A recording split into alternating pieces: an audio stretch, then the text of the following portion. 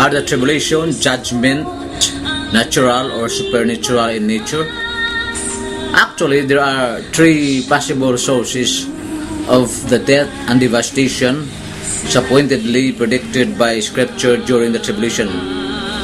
First, it could be that the great and terrible destructions predicted will be brought about supernaturally by God Himself, without any other possible explanation.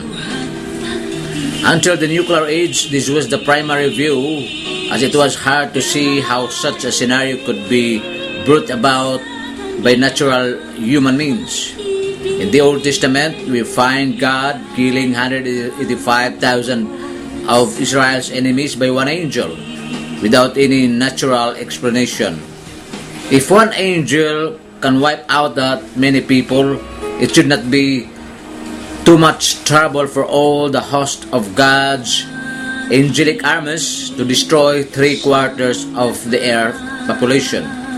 Secondly, some of the judgment predicted could possibly come from the cosmic disturbances created by a comet whose path leads it uncomfortably close to the earth. Global earthquakes and tidal waves resulting in famines on an unprecedented scale would almost certainly be the result. Some, but probably not all, of this judgment could be brought about this way. The third, and in my mind, the most likely explanation for the terrible judgment which will empty the earth has to do with the nuclear weapons. Since the end of World War II, nuclear weapons have been proliferating all over the globe. At first limited to the United States, then produced by the Soviet Union, they are now in the hands of all sorts of second and third-rate powers. It seems almost every year the new nations are added to the list of those countries with nuclear capabilities. Our capacity to destroy all life on earth has multiplied many times over. The fact that we have not yet seen a nuclear war since 1945 can be attributed only to the restraining hand of Almighty God. Surely it is His hand that has prevented us from destroying one another up until this point. How long that hand will continue to restrain us, only God knows.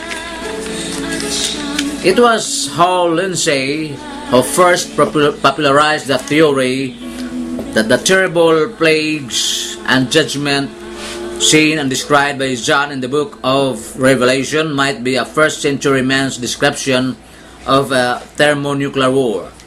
In his book, There's a New World Coming, 1973, Lindsey refers to the fractional orbital bomb, and then goes on to cite nuclear passages in the book of Revelation. It consists of a dozen or so nuclear-tipped missiles which can be fired simultaneously from an orbiting space platform.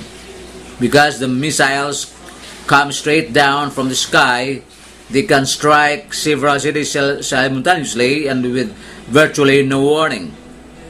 When these missiles strike through the air, they'll look like meteors showering the atmosphere, possibly fulfilling Revelation 6:13.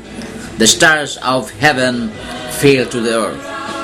The Apostle John's description of the sun becomes black as sackcloth and the moon becoming like blood perfectly describes the phenomena that would result from massive amounts of dust and debris blown into the sky by multiple nuclear bursts.